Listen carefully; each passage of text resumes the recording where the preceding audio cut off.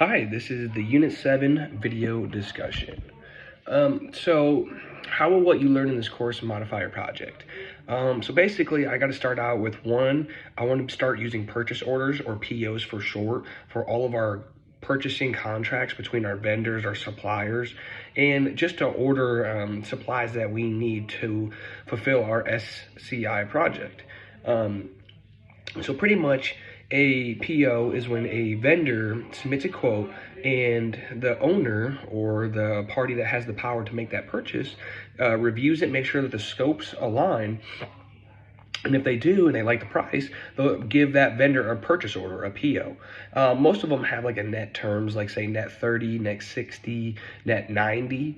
That means that once you invoice it, they will pay you in 90 days after that you receive the invoice.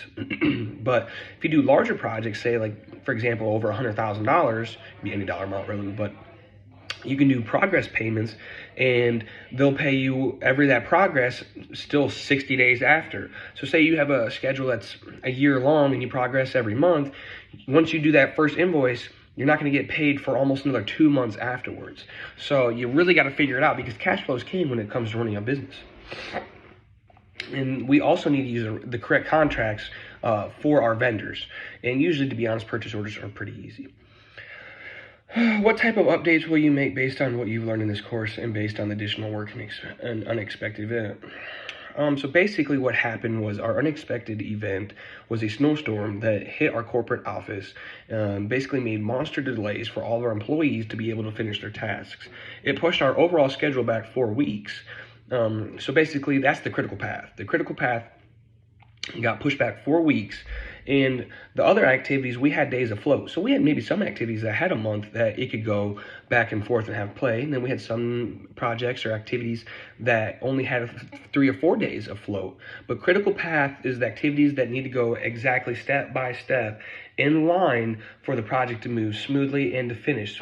So what we're gonna have to do is probably crash the schedule. Crashing the schedule is when you add extra resources such as equipment, labor, funding, hardware, tools, that's equipment, but anything to speed it up. Most of the time it's equipment, funding, and tools. If you have those 3 things, usually you can make it where an activity will go a lot quicker. I mean, if you add 10 more guys, say you usually use 10 and you add another 10, you just doubled your productivity. So it's kind of how they look at crashing the schedule. Had to learn a lot of that actually when I was in my undergrad. I actually make schedules every day, because in the construction world, scheduling is key, because you're dealing thousands and thousands of dollars, and you really have to run it correctly. What specific modifications are being made to your project?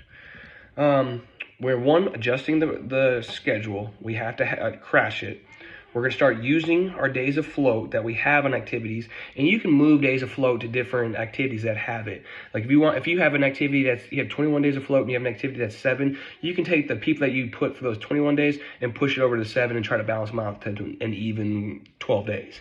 Like you can start really balancing it and playing with the numbers.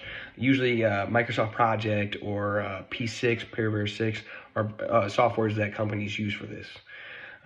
So that's the basic thing that we're going to do with our unexpected event, is that we need to get back on schedule. And the fastest way is just adding extra resources.